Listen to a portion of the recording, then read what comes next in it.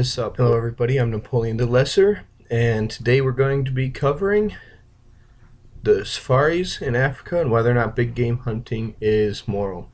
What brought this up was the current stuff going around on the internet and in the news about the Dr. Palmer, the dentist from, I think it was Minnesota, who went over to Africa and Zimbabwe and shot one of their very popular lions there.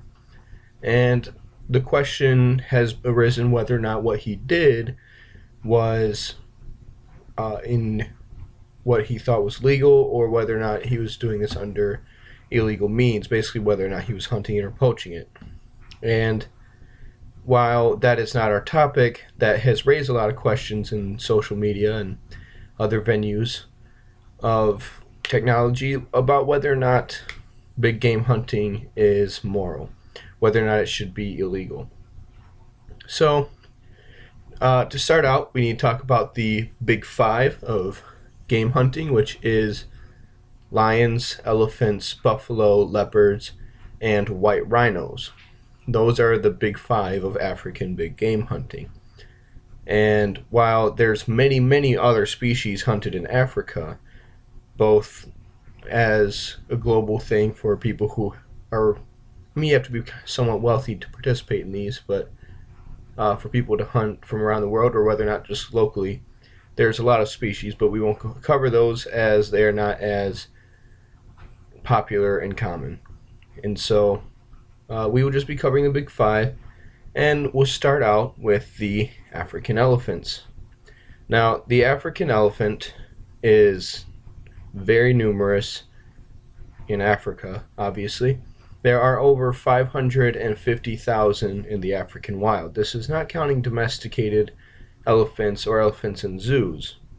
This is only elephants that are found in the wild, and that is a rough estimate, as it is very hard to actually get a specific number of creatures when you're counting all of them. So about 500,000. So that's very numerous for elephants.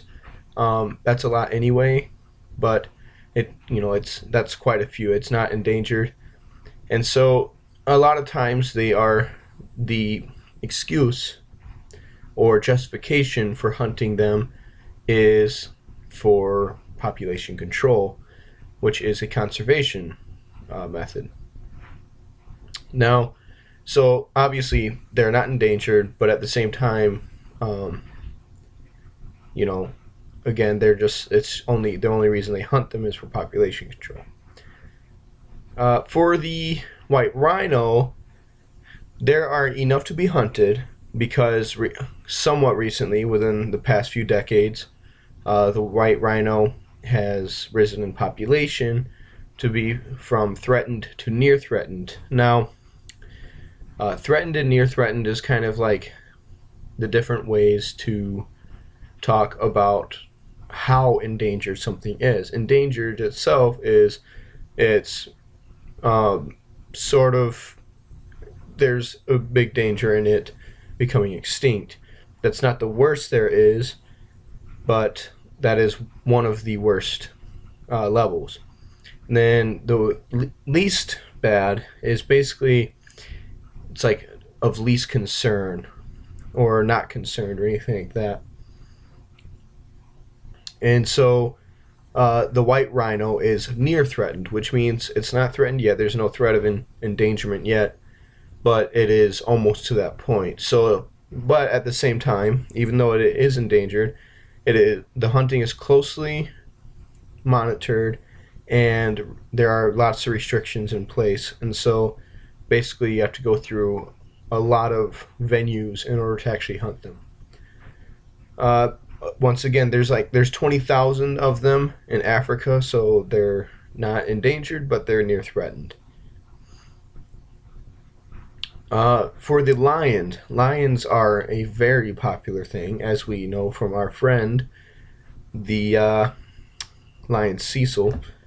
They're very popular hunting, and so their population, it's declining, but it's not threatened or endangered as of yet. The threats besides hunting are many.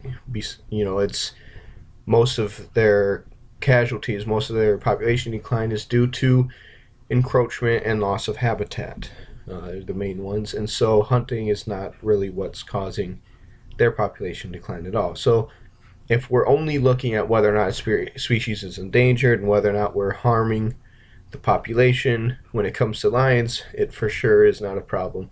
So there, it's not morally unethical. There are approximately 35,000 lions in Africa. Quick fun fact here: Palmer's hunting license from his resident agency for hunting, and like his big game agency that he got his license through, was revoked.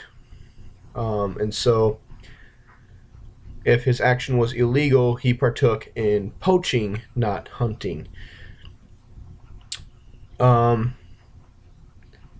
That's about it for lions. We can move on to the buffalo now. The buffalo in Africa have just under 1 million. That is a very rough estimate, as it is very hard to get, again, a clear-cut number. But its threat level is least concern, which is literally the highest on the threat level thing, which means there is no threat at all. It is the only Big Five hunted for meat as well as trophies. So while the other ones are only hunted for trophies or population control or for retaliation, which we'll get into in a minute, this one is also hunted for meat. So even were we to illegalize big game hunting, this one would still be legal, as it is hunted for meat and for feeding people and stuff like that. Very morally acceptable. Nothing wrong with that, and as far as my book is concerned. Leopards, the African leopard. This one is also considered near threatened, much like the white rhino. It is hunted in retaliation for opportunistic predatory acts. And so what it means is that as an opportunistic predator, it means like if it is near your cattle or your livestock, it will go for your cattle or livestock rather than trying to just go past it and catching food of its own in the wild. Because if it sees an opportunity to eat, it will eat. And so a lot of times it is hunted in retaliation for that. In the years 1994 through 1997, only 77 leopards were killed in big game hunting. So that should tell you something right there about how little trophy hunting is involved in the killing of these creatures. So it's not necessarily a moral issue there. The big game hunting has very little impact on the African leopard. So while the hunting of these animals, all of them, are under close monitoring, and none of the hunting is having a lasting negative effect due to this close monitoring and due to the lack of large numbers of hunting them, is hunting for sport right? Sure, buffalo are often hunted for meat, which that's fine, but the others, they're not really hunted for meat. Population control is often cited as a reason, especially for the elephant and buffalo. But is hunting the only solution for population control? Here's a few things. This method is called wildlife contraception. Wildlife contraception is a conservation technique in which the females can be injected either through shooting them with a dart from a gun or catching the females and using a needle They can be injected with temporary and fertilizing chemicals to prevent reproduction. Basically what that is for a short period of time, maybe one mating season, they can't have offspring, and so that really helps curb the growth of the population, and it acts as a very proper, very ethical way to keep the numbers of the animal in question down.